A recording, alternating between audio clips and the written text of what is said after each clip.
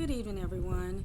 Welcome to God's Authentic One. Tonight we're going to talk about why churches love to talk down on people, or religions like to talk down on people instead of lift them up. I hope you guys are doing great tonight, and let's get into it. If you want to know anything about me, just go into the description box, and there you go. So, one of the reasons why I haven't attended church in a long time, well, one of the reasons why I don't attend is because churches or religions, well, I guess they're the same thing. They have the tendency to call people out and tell them their faults and that they should be prayed for. And God doesn't like that. I don't like that. I don't like hearing it from pastors who feel like they got to do that about their people, even their family members. They love to call them out. Me, myself, growing up in a church to where I was the assistant pastor's granddaughter, there was rules I had to follow as well, being in a popular way where I was supposed to be a certain way in the church and always because of me being that granddaughter. So, and it is not cool for people to let people down, no matter if you're in a church or not. They don't have that judgment. They don't have that judgment call. They don't have the right to do it. And it only makes their ego feel even better to them, not everybody in the church. So it's like, why put people down? Why not lift them up? They feel like they need to call people out because they feel it would grow the church in some way. And no, that doesn't work either. It's really not cool. There are pastors that like to call their kids that get pregnant when they're not married yet. They call them out. They even called my mom out when she got pregnant with me. They didn't want her to be the Sunday school teacher anymore because of the fact that she was 21 and was pregnant with me. So yeah, and you see how I turned out, right? But they do this and they feel like that's what God needs them to do. And it's not. And it's not even following any rules from even the laws of the land. It's more just an ego thing. They feel like they have some type of whip with their mouth when they do that, and they feel like the people will be purged when they talk about them. They feel like they will get judgment, but that's not how it works either. Judgment doesn't come from you talking about people's faults. It only makes your judgment and karma worse. But and they wonder why they're not doing so well. Okay, yeah, I wonder why. But yeah, churches who put people down they will grow so much, but they won't grow to the capacity that they've always wanted to grow because they don't have the intelligence or the even grace to believe that God actually wanted them to do that. It's not about God at all. It's about them. It's about them or how they feel at the time or how they feel of a subject. If somebody robbed their church, they feel like they need to condemn them and have them persecuted and all that. But it's not their choice. No matter how much they stole, no matter how much they were in that church, it does not matter. They do not have judgment. They could pray about it, but if you pray with a way of wanting them to be dead, for example, that's not a good thing. It's really not. Or if you wanted to pray that they completely go to jail, that's not good as well, because when you pray, you don't have the intention of purity and want for that person to do better. You're pretty much saying, I don't like that you robbed my church, so therefore you can go to hell. And that's not how it works either. And God doesn't pay attention to those type of prayers anyways. Those are kind of the prayers that get on the side that said ineligible.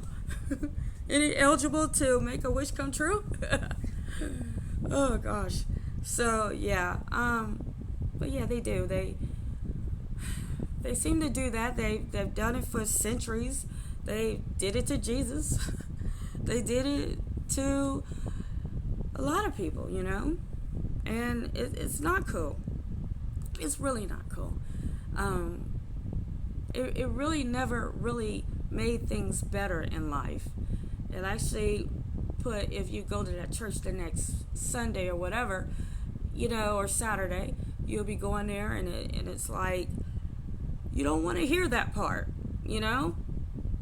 Some people will walk out because they don't want to hear that part. They won't even get to the preaching part if you're literally going on about a guy who they don't even know about, but you're steadily talking about his guiltiness, even though you could have been doing the same thing and used him as a scapegoat, as for example. But they just feel like, oh, if I used him as a scapegoat and he gets away with it, and I gotta do it like this, maybe God won't see me, and He'll see them instead. Won't see my bad doings, but see what He says instead. Yeah, there are a lot of people that are, or were, and are ordained in the church, maybe through the families or stuff like that, but not truly ordained by God. And they become these pastors and deacons and assistant pastors or whatever because of the fact they just feel like, well, my dad did it, so my grandfather did it. Well, you know what I mean? And it's really not that way. And when you have a person like me who's a woman who tries to speak up in church, of course, you got these churches now where you got some women actually speaking, but then most of it is more like they still have this stigmatism when it comes to women, like they can't do anything in the church. They have to shut up and just let the man handle everything, when it's just not true. Sometimes, they say the backbone of a man is a woman. Well, I know that's true because I've lived that, and yes, I have been the backbone in a lot of my relationships, because in order for the man to have his confidence and do well in life, but I don't do it in a way to where I put him down. I mean, I lift him up.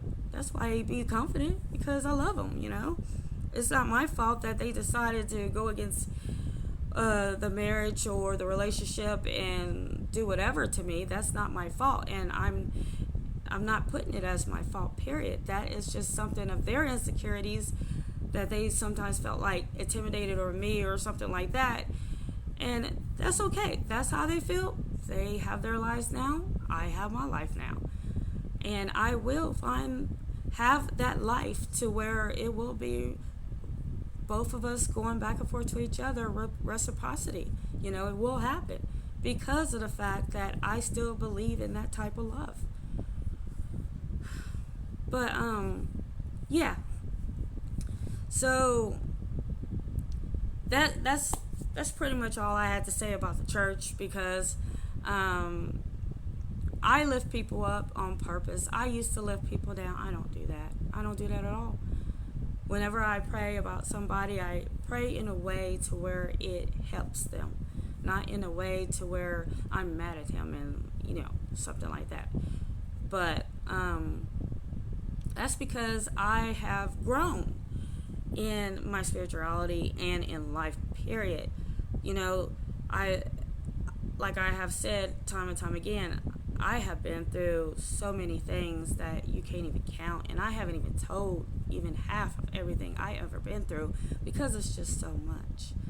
But even though I've been through so much and been put down, all that, even though I've been through all that, I still love God 400%. I still have faith in God. He is still my creator and will always be, So there's whatever these energies or people thought they could do by talking down on me, doing magic on me, dark magic, doing anything, evil eye, rumors, gossip, all that. What they don't understand is that they actually helped me pass my tests to be closer to God. They thought that they will deny my destiny or delay it or make it not happen. But in all that, it's still happening, no matter what, because my purpose is something that is protected, even though they thought that I was a nobody and thought that I could just get nothing accomplished. But here I am. I'm still kicking, and I am here telling you guys today that I am happy and I'm comfortable, and I am just waiting on this second part of my life to start. So, I'm sorry I haven't been on for a while, for a few weeks. It's because I had gotten under the weather, and you see I'm still a little hoarse. That cough lasted for some weeks.